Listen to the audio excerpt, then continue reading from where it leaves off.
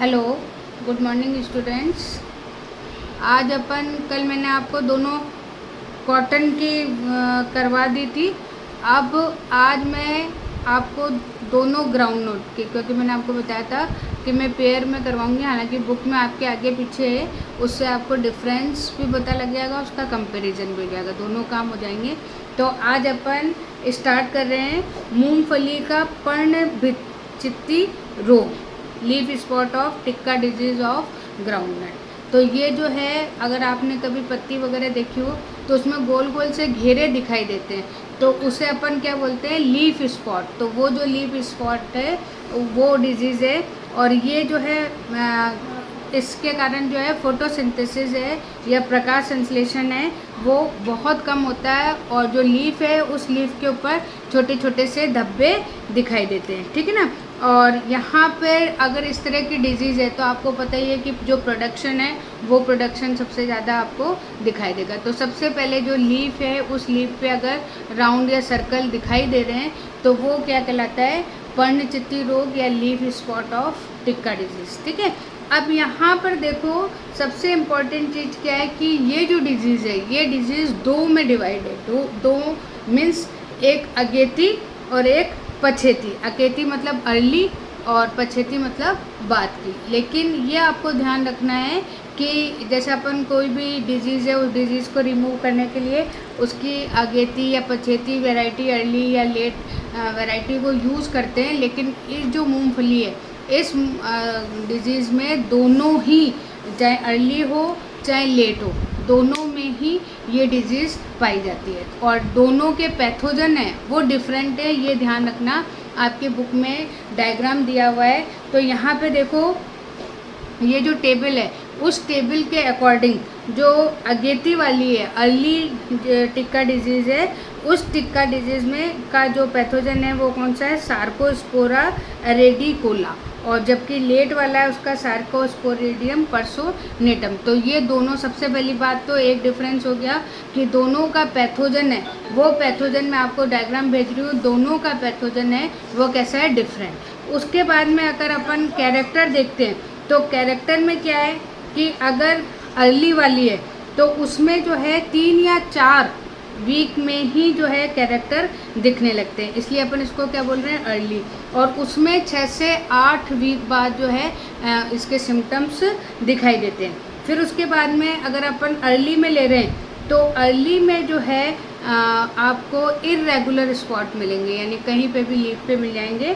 जबकि जो पछेती या जो लेट है उसमें आपको बिल्कुल फिक्स, और उसका अगर आप शेप भी देखोगे तो बिल्कुल राउंड शेप आपको स्पॉट का दिखेगा। फिर उसके बाद में अगर अपन कलर देखते हैं, ये ध्यान रखना है, सबसे इम्पॉर्टेंट है हेलो। हेलो मतलब क्या होता है कि कोई धब्बा है, उस धब्बे के चारों तरफ जो रिंग है उस रंग को अपन क्या बोलते हैं, हेलो। तो सबसे इम्पॉर्टेंट जो कैरेक्टर है कि हम हेलो देख के इस चीज़ को बता सकते हैं। तो जो अर्ली है उस अर्ली में लाल और भूरे रंग के तो आपको धब्बे दिखाई देंगे, और काले जो नीचे की तरफ है वो आपको थोड़ा सा ब्लैक दिखेगा, और उसके चारों तरफ आपको येलो रंग की हेलो दिखाई देगी या येलो कलर की रिंग दिखाई देगी। जबकि यहाँ पर कैसे होंगे, यहाँ पर जो है पूरे काले रंग के आपको धब्बे दिखेंगे, और या ये आप कह सकते हो कि मैच्योर होने के बाद में बिल्कुल डार्क ब्लैक होंगे,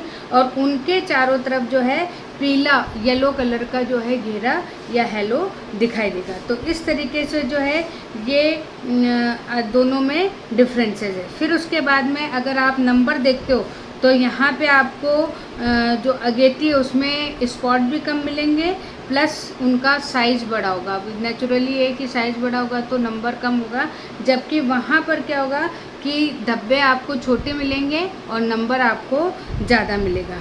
फिर आप देखो कि इसका जो इफ़ेक्ट है, इफ़ेक्ट में आपको अर्ली वाली है वो इतनी ख़तरनाक नहीं है, जब और आप ऐसे भी कह सकते हो कि अर्ली में अगर अपने को दिख जाती है तो हम फटाफट उसका इलाज कर लेते हैं, और जो लेट वाली है वो एडवांस स्टेज में आ जाती है तो उसको ठीक करना दिक्कत होती है, तो इसलिए वो क्या होती है, ज़्यादा हार्मफुल होती है। तो ये यहाँ पे कुछ जो है करेक्टर भी दिए हुए हैं, और यहाँ मैं आपको डायग्राम में इसके वो भी भेज रही हूँ, तो उस हिसाब से आप इसको करना। फिर उसके बाद में अपने पास में पैथोजन। हालांकि देखो जब अपन कोई भी डिजीज़ स्टार्ट करते हैं तो पहले सबसे पहले नेम ऑफ पैथोजन ही होना चाहिए, लेकिन आपके बुक में है तो उस हिसाब से आप उसको तैयार कर सकते हो। तो यहाँ पे अभी आपको बता दिया कि सार्कोस्पोरा है और सार्कोस्पोरिडियम। तो अर्ली का सार्कोस्पोरा और उधर सार्कोस्पोरिडियम में, तो इस तरीके से दोनों फंगस हो गए, और ये दोनों ही जो है सॉइल के थ्रू इसमें एंटर करते हैं, सीड और सॉइल के थ्रू एंटर करते हैं। और अगर अपन नेम ऑफ स्पोर देखते हैं तो वही कॉनिडिया है जो कि इसमें स्पोर्स बनते हैं और उनसे जो है यहाँ पर डिजीज़ होती है।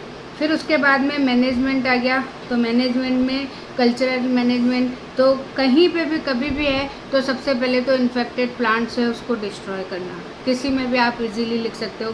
फिर जो सीड है, क्योंकि ये सॉइल बॉर्न है तो आसानी से जो है सीड में एंटर कर सकती है, तो सीड दूसरा जो इम्पोर्टेंट हो गया तो तुरंत आप लिख दोगे सीड ट्रीटमेंट करना चाहिए। फिर तीसरा, क्योंकि सॉइल बॉर्न है तो जब उगाते हैं तो उगाने से पहले इसकी डीप प्लगिंग करनी चाहिए, ताकि अगर नीचे कोई है भी इन्फेक्शन तो वो इन्फेक्शन भी क्या हो जाए, डिस्ट्रॉय हो जाए। तो 2-3 जो कल्चरल में है वो बिल्कुल सेम है, तो उसमें आप लिख सकते हो, कहीं कोई दिक्कत नहीं है। लेकिन हाँ, केमिकल जो है वो थोड़ा सा आपको ध्यान दे के करना है। अब यहाँ पर जो केमिकल है उसमें थायरम है 2.5 ग्राम पर केजी सीड, तो उस हिसाब से अपन को इसको सीड ट्रीटमेंट देना है। फिर उसके बाद में है कि अगर मान लीजिए कि इन्फेक्शन आपको दिख रहा है, आपकी जो स्टैंडिंग क्रॉप है उसमें भी वो चीज़ आ रही है, तो उस समय जो है हम कार्बेंडाजिम जो है उसका स्प्रे यहाँ पर कर सकते हैं। तो वो भी है कि 0.1% के हिसाब से हम इसका स्प्रे कर सकते हैं। तो ये आपका केमिकल हो गया। फिर उसके बाद में बायोलॉजिकल है, तो बायोलॉजिकल में सूडोमोनास कल्चर यूज़ करते हैं, और कुछ जो वेराइटीज़ हैं जो डिजीज़ रेजिस्टेंस या रोग प्रतिरोधी वेराइटीज़ है उनको हम यूज़ करते हैं। ICGS10 है, VRI 3 है, तो इन वेराइटीज़ को हम यहाँ पर यूज़ कर सकते हैं। तो इस तरीके से जो है आपकी वेराइटीज़ रेजिस्टेंस वेराइटीज़ है उनको अपन यूज़ कर सकते हैं। तो यहाँ पर पहला वाला हो गया। अब जो दूसरा वाला है वो मूंगफली का विषाणु गुच्छा रोग।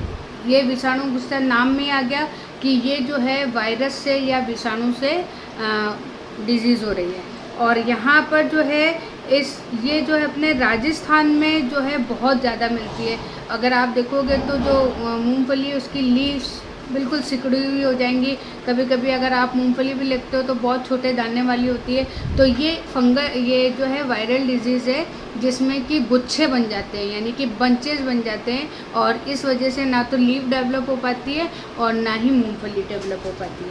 तो अब यहाँ पे इसमें जो है आपको अगर अपन कैरेक्टर्स देखें तो कैरेक्टर्स ये मान लीजिए कि जब आप अपना प्लांट ग्रो कर रहा है तो लगभग 1 महीने में जो है लीफ दिखने लगती हैं, और लीफ में आपको ब्रांचेज नहीं दिखेगी, आपको सॉइल के ऊपर ही बस छोटी छोटी लीव्स दिखने लगेंगी और वो ग्रो नहीं करेंगी।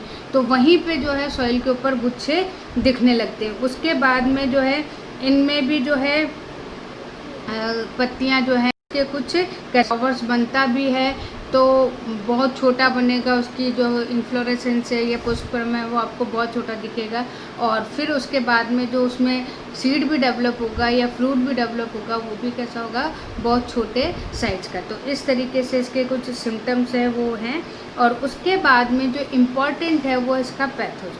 अब पैथोजन में देखो इंडियन पीनट क्लम्प वायरस जो डिजीज़ है उसी डिजीज़ के हिसाब से इसका नाम रखा गया है IPCV, ये इसका फुल नेम शॉर्ट नेम है।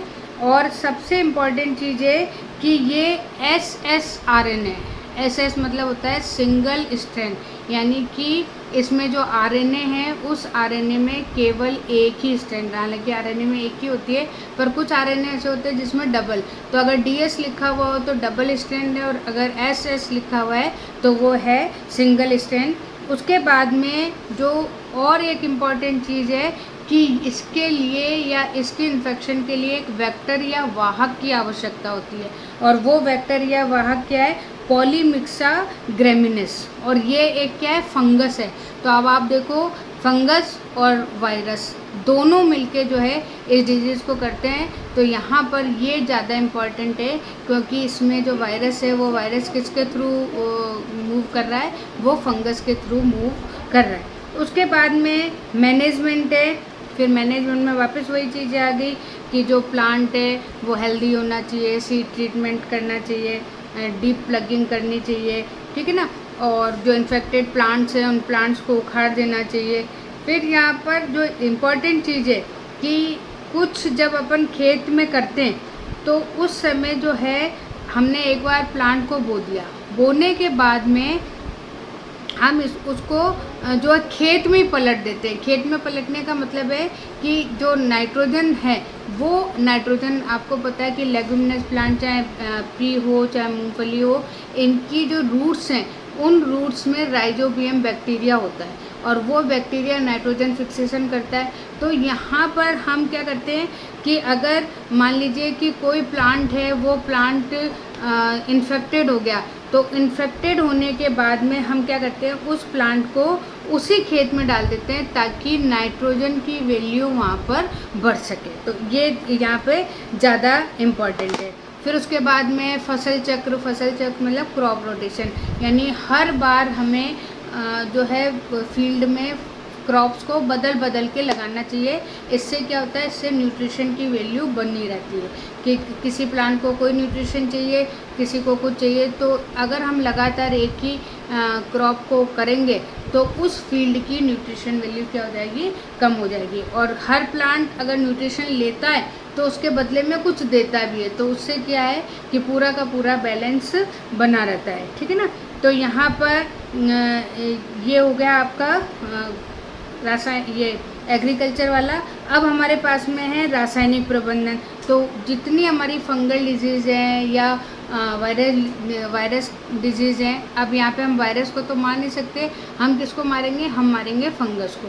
तो इसलिए हम कार्बेंडाजिम को यूज़ करेंगे 0.1%, और उससे जो है सीड को भी ट्रीट करेंगे और हम सॉइल को भी ट्रीट करेंगे। उसके बाद में कॉपर ऑक्सीक्लोराइड है, इसको हम यहाँ पर यूज़ करते हैं। ये भी एक फंगिसाइड है, यानी कि कवक को या फंगस को मारने के लिए काम में लिया जाता है। तो इसकी भी जो है सॉल्यूशन बना के हम सीड को भी ट्रीट करेंगे, प्लस हम फील्ड को भी ट्रीट करेंगे। तो इस तरह से जो है हम फंगस को कम कर सकते हैं।